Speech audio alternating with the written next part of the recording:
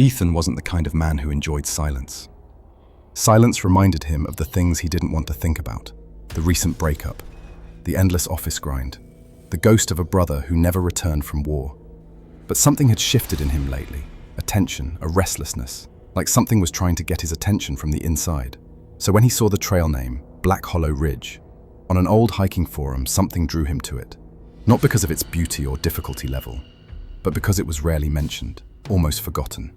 It was supposed to be a weekend hike, nothing more. A solo trip into nature, clear his head, leave the buzzing of the city behind. He arrived early that Saturday morning, parking his car at the edge of an overgrown dirt path. The map he printed was barely legible. No digital trails, no GPS signals, just dotted lines and hand-drawn notations from years ago. But that was the appeal, wasn't it? To lose himself. The first day passed peacefully. He hiked steadily, camera slung over one shoulder, a thermos of coffee in his pack. Birds chirped overhead. Pines swayed in a lazy rhythm. The forest was quiet. But not in a dead way. It breathed with him, around him like an old creature watching from behind the trees. By late afternoon, Ethan was tired. He paused on a moss-covered rock and looked around. He hadn't passed another hiker all day. No campsites, no signs, just woods that looked the same in every direction. When he tried to retrace his steps, something felt off. The trail markers were gone. The terrain didn't match his map anymore. That's when the anxiety crept in. He turned in slow circles. Okay, don't panic, he whispered to himself, but his voice cracked. Just retrace, you've done this before. But as the sky turned amber, then bruised violet, Ethan realized he was lost, utterly. By the time night fell, the forest became a black maze. His flashlight, thank God he had it, cast a weak beam, barely cutting through the trees. Its battery blinked red. He checked his phone again, no signal. He tried climbing a small ridge for better perspective, but saw only endless trees and fog creeping in. Then, as if summoned by his desperation, he spotted something, a structure. Half hidden by vines and moss, nestled at the base of a slope, stood an old hut. Wooden, rotting, its windows fogged with grime. It looked like it hadn't been touched in decades, but it was shelter. And right now, shelter meant survival. He approached it, cautiously. The wooden door hung slightly open, creaking in the wind. He knocked. Once. Twice. "Hello?" he called out. No answer. He stepped inside. The scent hit him first. Mildew, decayed wood, something metallic underneath. The single room was dim, lit only by the fading beam of his flashlight. Dust danced in the air. Spiderwebs clung to the corners. But in the center of the room, bizarrely intact, was a bed, a woolen blanket draped across it. Next to it, a small wooden table with an unlit oil lamp and an empty cup. But what froze Ethan was what lined the walls: portraits. Paintings, dozens of them, each in an old black frame. Each one a person, painted in heavy brush strokes, all staring forward. Some were elderly, some were children, some looked recently painted, disturbingly lifelike. But every one of them wore the same unnatural smile, tight-lipped, knowing, wide, eyes sharp and alert. And all of them were looking directly at the center of the room, at the bed. Ethan's heart thudded. "Someone's idea of art," he muttered, trying to laugh, but the sound didn't come out right. He debated leaving, continuing in the dark, but the cold was seeping in and his legs were aching. He didn't feel threatened, just unsettled. He lay down on the bed, flashlight resting on his chest.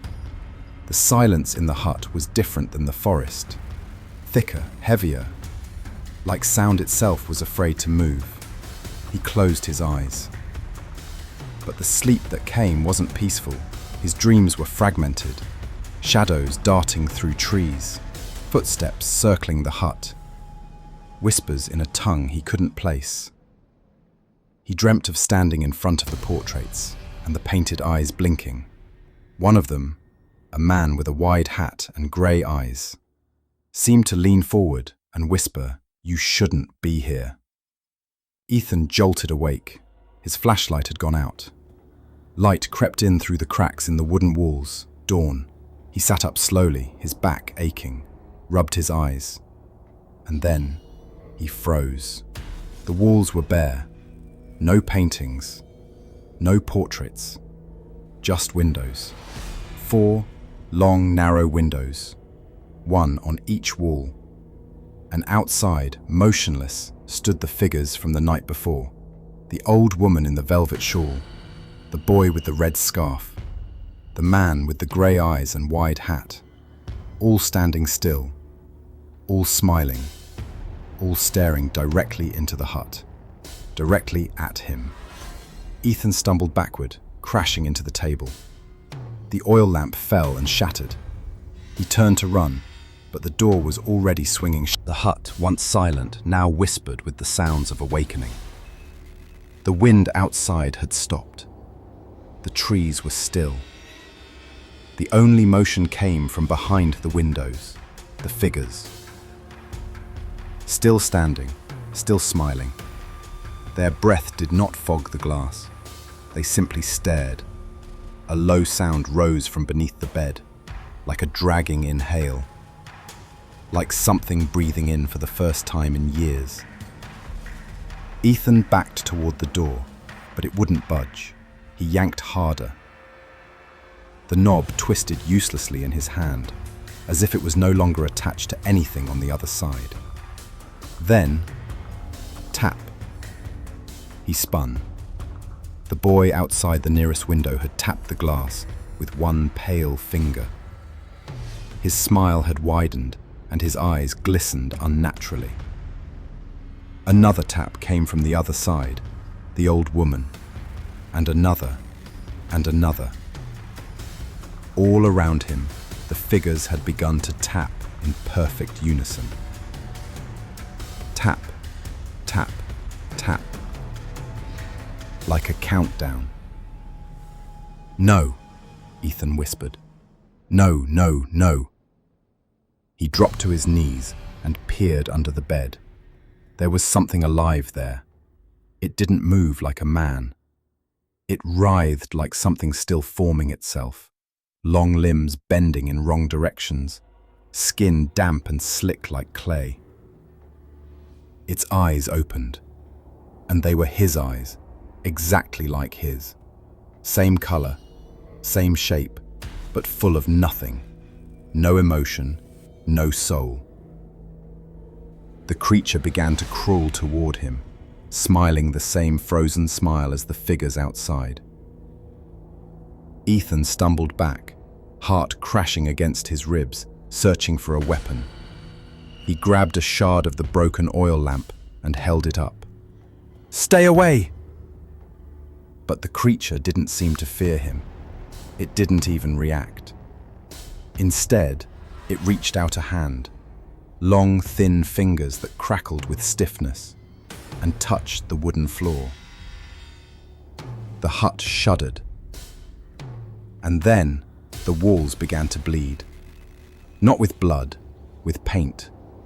Thick black paint seeped from the corners of the room, dripping like tears from the window frames. One by one, the windows sealed shut, as if someone were repainting them from the outside. The forest was erased, the light gone, and in its place, the portraits returned. Only this time, Ethan's face was among them. He saw it on the wall, directly across from him. A perfect painting of himself, eyes wide in terror, mouth slightly open, as if mid-scream. The smile on his face was forced, unnatural, like the corners had been pulled up by invisible strings. He screamed, but no sound came from his mouth. The creature under the bed had stopped moving. It sat now beside the bed, cross-legged, watching him with a soft expression, almost pitying. Then it spoke, in Ethan's voice. "You shouldn't have come here alone." Ethan backed into the farthest corner, trembling. And then, everything stopped. Silence. The tapping ended. The room faded to black. 3 weeks later, 2 hikers passed the trailhead at Black Hollow Ridge. Curious, one pointed out a strange, faint voice they thought they heard the night before. Something calling faintly through the trees.